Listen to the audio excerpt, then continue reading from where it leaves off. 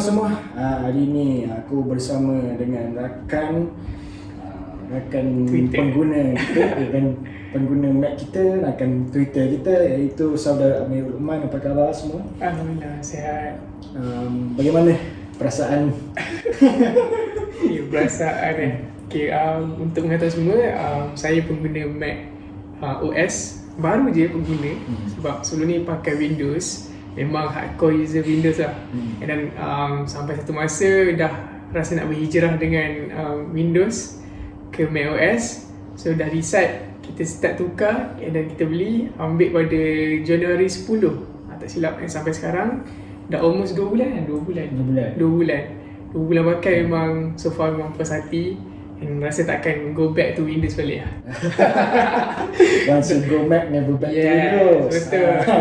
Ayat tu memang selalu orang cakap, once you go to Mac OS, never come back to Windows. Kita menggalakkanlah pada anda untuk cuba. Mungkin boleh test drive dulu dekat kedai retailer Apple yang berhampiran lah, macam Switch, Machines, IP World dan sebagainya. Boleh test drive dulu, tengok macam mana penggunaan dan some overall look of the Mac OS itself lah. Dan sekarang ni kita nak sembang-sembang santai berkaitan dengan Apple event yang baru-baru ni pada 9 Mac 2022. 2 pagi. 2 pagi. Stay up. Of course, kita peminat Apple, memang kita akan stay up je. Orang duk tanya benda Apple event yang ni, masa katanya ada keluar iPhone baru bagai. Mungkin boleh kongsikan apa sedikit sebanyak? Okay. Mungkin saya boleh ulas sedikit. Kita boleh buat sedutar ringkas berkaitan dengan acara Apple yang baru-baru ni pada 9 Mac 2022 jam 2 pagi. Tapi dekat USA 9 pagi 8 Mac. Okay. Pada acara kali ni, untuk acara pertama untuk tahun ni 2022, pertama sekali Apple perkenalkan warna baru bagi iPhone 13, iaitu Alpine Green. So memang colour dia, siapa-siapa yang suka warna hijau kan, siapa yang peminat matcha kan, ada orang ni collect warna hijau. So dia collect semua benda warna hijau. Orang nature maybe boleh lah. Orang nature boleh lah. Mungkin vegetarian pun minat dengan warna hijau kan. Mana tahu dia orang nak beli lah. So iPhone 13 ni, yang mana yang mungkin tak beli lagi iPhone 13, warna hijau dipanggil sebagai warna Alpine Green yang digunakan oleh Apple. Agak cantik saya tengok pada iPhone 13 Pro kalau compare dengan iPhone 13 biasa. So boleh cuba tengok dekat Apple Store, website Apple Store, ataupun boleh tengok di Switch, di machine, di mana-mana AR yang berhampiran dengan anda. And then selepas pelancaran warna baru bagi iPhone 13, ada satu iPhone baru yang dikeluarkan pada acara Apple, iaitu iPhone SE generasi ketiga, iPhone SE 2022. Yang mana kita tengok spesifikasinya tak jauh mana pun beza dengan model sebelum ni. Hanya chip ditambah baik. Menggunakan chip yang sama seperti iPhone 13, iaitu chip Bionic A15, dan juga 5G diletakkan pada iPhone SE. So sebab kita pun dah ke arah 5G, so iPhone SE yang lama ni tak ada 5G, so dia letak juga 5G. Orang duk kata iPhone SE ni siapa je yang pakai ni kan, design lopek, outdated. Mungkin siapa yang sebenarnya dia targetkan? Okay, memang ramai orang cakap kenapa iPhone SE tak akan berubah bentuk dia kan. Ini sebab kita tengok iPhone SE ni masih lagi menggunakan design iPhone 8, mana design agak lapuk. Tapi kena ingat, kalau tengok dia punya trend, macam mana iPhone SE ni dikeluarkan, dia akan ambil model ataupun reka bentuk iPhone yang dah tak dikeluarkan. Kita tengok iPhone SE 2016, dia menggunakan model iPhone 5S, betul tak? iPhone 5S. So iPhone 5S, waktu pelancaran iPhone SE, iPhone 5S tak lagi dikeluarkan. Jadi iPhone SE 2016 dia ambil design 5S dan diimplementasi pada iPhone SE 2016. Dan beralih pada tahun 2020, di mana iPhone 8 ataupun iPhone 8 tidak lagi dijual, maka iPhone SE 2020 diguna pakai reka bentuk iPhone 8. Jadi bila iPhone SE ni akan berubah bentuk kepada iPhone XR ataupun iPhone X, iPhone X yang mana yang mempunyai Face ID, yang full screen, Notch. ada dahi dia, ada takut. Kemungkinan seperti apa yang dibincangkan pada sesi Reruang ataupun sesi space di Twitter, seperti kata Tuan Emin Zafir Nazar, kemungkinan pada tahun 2024 ataupun 2025. So lambat lagi lah kan nak tunggu. Sebab dia nak tunggu sampai design iPhone 10 tu yang ada notch di dahi tu tak lagi diguna pakai. So bila tak guna pakai, baru iPhone SE akan adapt dia punya design tu.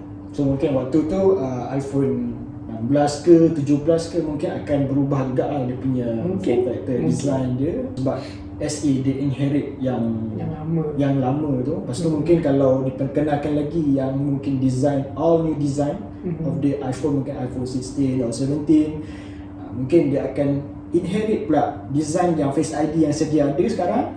Untuk ni lah pengguna yang mungkin baru nak guna iPhone. Sebab kita tengok target market iPhone SE ni pun yang mana golongan yang mungkin sudah berumur, yang mungkin yang baru nak cuba-cuba guna iPhone. Sebab iPhone SE ni adalah antara iPhone yang kita boleh pakai kata entry level for iPhone. Untuk produk iPhone, untuk segmen iPhone. Kita tengok ada iPhone SE untuk entry level, dan kita ada mid range iaitu iPhone 13 mini dan juga iPhone 13. Itu adalah mid range ataupun dipanggil sebagai separa andalan, dan yang paling high end ataupun dipanggil sebagai flagship andalan adalah iPhone 13 Pro dan juga 13 Pro Max. Harga pun dikatakan sedikit meningkat. Ada peningkatan sebanyak RM100 kalau dibandingkan dengan iPhone SE 2020. So RM100 tu mungkin orang akan kata dengan harga macam ni sepatutnya agak mahal lah, baik tambah sikit dapat iPhone 11. Betul tak? So fikir-fikirkanlah, jika anda rasa buatlah pilihan di tangan anda. Dia sebenarnya dia bergantung juga dengan user. Kalau user tu jenis macam dia nak try ni and dia budget tak kisah, then go on nak beli SE. Lepas tu mungkin kalau nak tukar ni ke sebab ada tak silap dekat AR ada kan, dia macam dia menawarkan trade in trade in program, betul. So mungkin dapatlah dapat top up sikit ke apa. Okey, itu berkaitan dengan iPhone SE 2022 lah, ataupun SE3, di mana kita tak expect lah banyak sangat. Betul, kita tak boleh letak harapan yang tinggi pada iPhone SE ni sebenarnya. Dia macam takat sikit. A15 Bionic 5G betul. Dah cukup. Tengok iPhone pun sama, kalau iPhone yang baru keluar pun tambah dari segi kamera, tambah dari segi chip, bateri mungkin meningkat sedikit lah. Sikit. Belum ada perubahan drastik lagi daripada Apple. Next is with iPad Air. Yes, iPad Air 5. Okay. iPad Air 5 ni kali ni menarik sebab ada mungkin orang yang ada iPad Pro mungkin akan rasa tak puas hati sikit lah. Tergugat. Dia rasa tergugat macam, iPad Air 5 ni ada M1 juga. Rugi ni aku beli iPad Pro kan. So kenapa iPad Air 5 yang terbaru yang dilancarkan pada 19 Mac ni ada M1 juga? Dia sebab kalau kita tengok memang macam tak adil kan, sebab iPad Pro harga lebih mahal, yang lebih high end lah kalau dikomparekan dengan iPad Air. Betul. Tapi kena ingat, iPad Pro dapat dulu chip M1 berbanding iPad Air 5 yang baru keluar. So kalau tengok daripada segi spesifikasi, iPad Pro lebih lagi daripada iPad Air 5. Mana dia ada 120Hz refresh rate, dia ada ProMotion, dia ada wide angle camera, dia ada Face ID. Tapi dekat iPad Air 5 masih lagi gunakan Touch ID. Itu je lah dia punya kelebihan dia. Macam, so jangan risau pengguna iPad Pro, anda masih lagi top notch lah dipanggil, masih lagi up lagi daripada iPad Air 5. Dia ada standard dia lah. Ada standard, jangan risau. Tak ada apa pun. Cumanya apa yang saya nak katakan, mungkin ada yang tunggu lama sama ada patut beli ataupun tak iPad Air 4 yang mana sebelum ni, yang mungkin ada tahanan nak tunggu iPad Air baru akan keluar ke tak kan. So saya sarankan iPad yang paling terbaru ni sangat-sangat bagus sebab menggunakan chip M1. So M1 ni ada mesra tenaga. Orang sebenarnya ada yang tak faham tau, mesra tenaga tu macam mana sebenarnya? Okey, mesra tenaga ni kalau kita tengok dia dari segi penggunaan tenaga elektrik yang digunakan lah. Sebab kalau tengok Apple sekarang ni dia berubah ke arah chip silikon Apple. Chip silikon mereka yang hasilkan sendiri. Tengok dari segi consumption tenaga ni, kita tengok bila kata mesra tenaga, mesti jangka hayat bateri akan lebih lama. Sebab apa? Sebab kalau kita punya peranti macam MacBook sekarang ni, MacBook dia gunakan bateri, betul tak?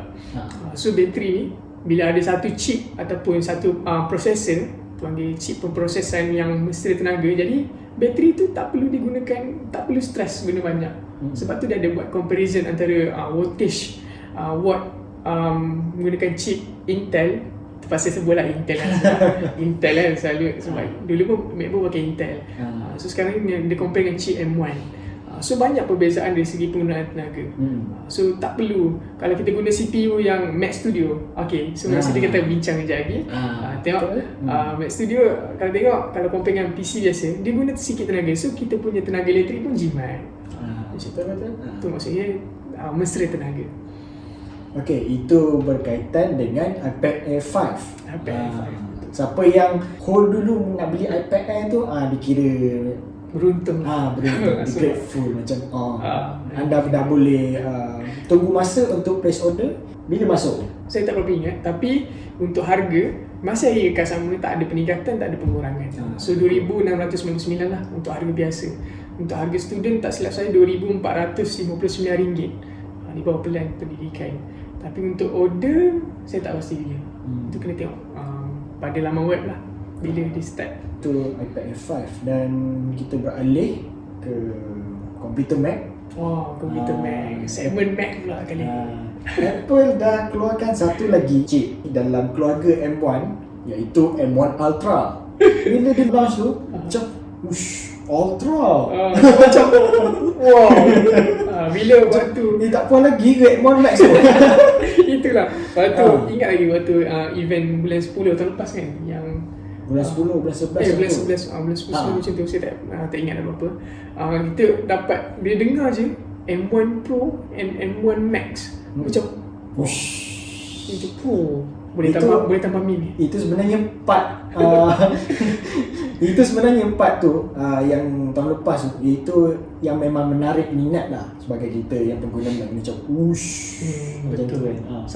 Saya baru guna Mac dah teruja, apatah lagi otak-otak Mac ni yang dah lama daripada zaman dulu lagi, yang guna MacBook, iMac yang Intel sekarang ni, tapi dah ada M1 Max, M1 Pro, tapi sekarang dah ada paling terbaru iaitu M1 Ultra, iaitu 2 kali ganda M1 Max. Tengok dia punya kebesaran chip tu pun besar. Kebesaran ketinggian dia, air ping ni.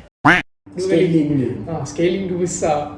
M1 besar ni, M1 Ultra besar ni. M1 Ultra for now dia dekat Mac Studio, di mana satu lagi komputer baru yang dilancarkan oleh Apple. Mac Studio ni untuk siapa sebenarnya? Okay, Mac Studio. Okay, bila cakap pasal Mac Studio dengan perkataan studio, kita tahu target market dia bukanlah orang macam kita. Kita sebagai orang consumer, mungkin kita just memerlukan yang biasa-biasa je lah. MacBook Air pun sebenarnya dah cukup. Paling tinggi pun mungkin MacBook Pro lah untuk mereka yang macam saya adalah student IT. So kita nak ada satu device yang boleh senang atau compile kod dengan lebih cepat. So memang sesuai lah untuk developer. Mostly pun developer memang akan target pakai MacBook Pro yang versi Pro berbanding Air. Okay, berbalik pada Mac Studio, siapa sebenarnya yang sesuai untuk beli? Mac Studio ni lebih kepada industri yang membuat konten ataupun membuat dari segi orang kata apa, heavy editing lah, macam buat movie, buat sound engineering, yang buat mungkin 3D artist ke, mereka-mereka yang menggunakan software ataupun perlu proses yang kuat dan laju. So ini adalah produk sesuai untuk mereka. Maksudnya target market ni lebih kepada industri yang lebih besar lah berbanding average consumer macam kita. Itu adalah siapa yang sesuai untuk beli Mac Studio. Betul-betul. Kalau beli benda tu takat nak beli Netflix, tak payah. Tak payah, serius tak payah. Sangat membazir. Untuk Mac Studio dengan harga $8,799, sama macam MacBook Pro 14 inci, anda akan dapat dengan 512GB SSD, storage, 32GB memori. Tapi untuk M1 Ultra pula, beza dia sangat jauh, beza harga dia. Kalau tengok harga $8,799 untuk model base, yang untuk yang Ultra, untuk base menggunakan M1 Max, tapi untuk Ultra, M1 Ultra $16,799, 2 kali ganda harga dia. Dah macam configuration 16 inci. Itulah pasal. Memang sangat-sangat mahal. Tapi ini untuk satu Mac Studio saja. Anda akan dapat Mac Studio dan juga kabel. Itu je anda akan dapat. Berbanding kalau kita beli Mac Pro disediakan sekali keyboard dan juga mouse. Betul tak? Betul. So kalau tengok, kalau Apple bagi sekali keyboard dengan mouse, agak beruntung lah kan. So bagi saya ini agak over expensive, agak terlalu mahal untuk satu Mac Studio. Anda tak dapat monitor, anda dapat Mac Studio saja. Satu lagi produk yang seterusnya iaitu Apple Studio Display. Studio Display. Studio Display ni dilancarkan sekali lah dengan untuk Mac Studio. So untuk Studio Display ni dia lebih kepada display saja, tapi yang menariknya Studio Display ni dia ada kamera dekat monitor tu. Dia siapa yang pernah pakai Thunderbolt display dia tahulah.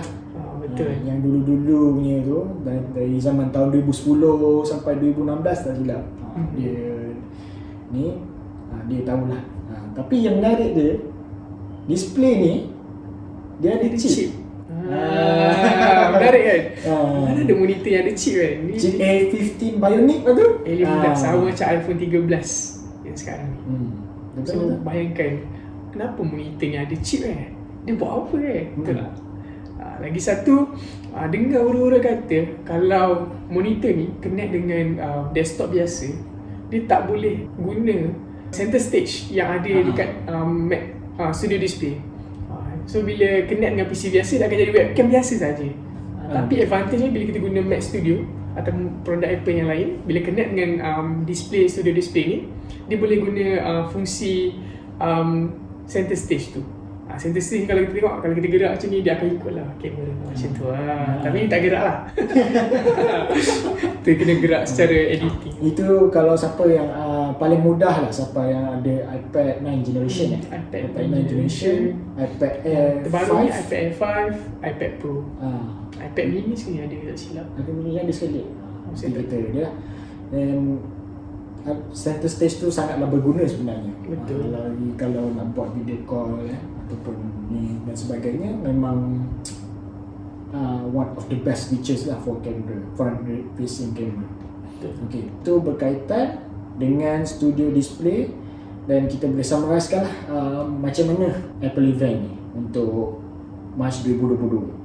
Okey, untuk suku pertama bagi tahun 2022, ini adalah cara pertama bagi Apple, iaitu Apple Event 9 Mac 2022. Apa yang kita boleh simpulkan, macam biasa Apple takkan keluarkan semua produk sekaligus, betul tak? Dia takkan keluarkan banyak-banyak produk terus. Dia akan start dengan few things yang dia rasa nak lancar, dia akan lancarkan. So kita dapat tengok ada satu atau dalam line up Mac Studio dan juga Studio Display. Kalau anda nak tahu, Mac Studio ni adalah reinkarnasi daripada G4 Cube. G4 Cube Ingat tak G4 Cube yang macam petak tu dalam kaca tu? Itu memang. Tapi zaman dulu G4 Cube ni dia tak famous. Orang tak beli sangat. Orang yang biasa yang otai lama yang tidak akan tahu pakai ni. Dia guna Mac dari zaman tahun 2000 2000 dan dia tahu 2000-an macam tu. Kita akan letakkan gambar lah. So boleh tengok, boleh rujuk. Okay, untuk Studio Display sebenarnya harga dia kalau nak dibandingkan dengan monitor yang sedia ada di market macam lain, mungkin agak mahal sedikit untuk dapat. Mungkin sama lebih kurang spek, tapi mungkin ada orang akan prefer monitor brand-brand lain macam LG, Dell, banyak lagi di pasaran.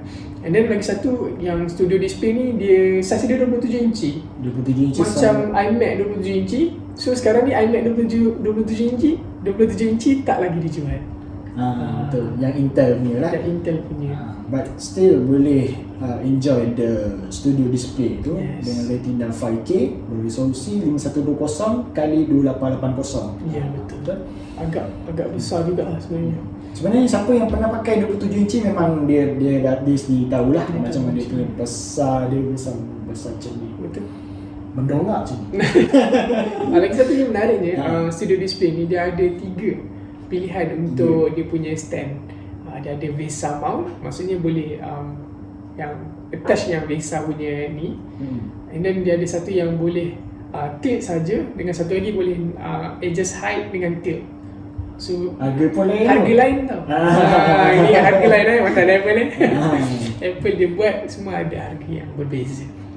So yang biasa tak silap saya mahal sikit dibandingkan. Dia biasa ni dia sama ada nak dia sangkut dekat stand ataupun dia mount terus dekat dinding. Sama ada itulah. Betul. Maaf saya ada kesilapan sikit. Vesa dengan yang tip tu harganya sama. Tapi yang ada adjustable height tu dia mahal sikit. Sebab dia ada function dua benda kan. So dia agak mahal sikit lah. Itu sahaja mungkin konklusi berkaitan acara Apple. Kita dapat tahu iaitu warna iPhone 13 yang baru sama seperti 12 yang sebelum ni, dia ada warna purple kan. Dia lambat sikit. Dia launch warna yang baru, warna ungu untuk iPhone 12. Lepas tu kita ada iPhone SE, mana mungkin ada yang daripada iPhone 6, iPhone 7 yang mana nak kekalkan Dia punya design Touch lama ID ni. tu. Ada setengah orang suka guna Touch ID berbanding Face ID. So mungkin boleh guna iPhone SE yang terbaru ni untuk tempoh jangka masa yang lebih lama. Sebab dia ada relevan lagi lah untuk guna. Mungkin iPhone 6, 7 yang anda guna sekarang dah tak boleh support lagi lah untuk jangka masa yang lama. iOS mungkin iOS dah stop. Dia cuma yang third party application saja yang masih menyokong lah. Ya, Dan sampai satu masa Anda kena tukar juga. Kena tukar. Sebab bila dalam 2, 3, 4 tahun lagi mungkin aplikasi yang anda guna sekarang ni mungkin dah tak support untuk iPhone yang model-model lama. Mana iPhone yang dah digelar vintage ni sebenarnya banyak dah sebenarnya apps yang tak boleh support. Vintage yang lagi kena terima hakikat lagi satu status ialah obsolete. Obsolete tu memang dah tak boleh buat apa dah. Betul. Dah boleh guna sebagai nak buka tengok throwback je lah. letak dekat museum. Dalam museum. Dan kaca lagi kan. Itulah bagi frame dia. Rasanya itu saja kita punya sembang-sembang santai berkaitan dengan Apple event bulan Mac tahun 2020 ini. Semoga anda mendapat manfaat daripada perkongsian ini. Jangan lupa untuk like, comment, share dan subscribe. Itu yang paling penting. Kita akan bawakan anda video-video yang lebih menarik lepas ini yang bermanfaat. Okay, kalau anda rasa bermanfaat, boleh share-sharekan, kongsikan dan minta support lah. Terima kasih kepada anda semua. Kita akan jumpa lagi pada video akan datang. Assalamualaikum dan selamat sejahtera. Bye-bye. Bye-bye semua. Terima kasih.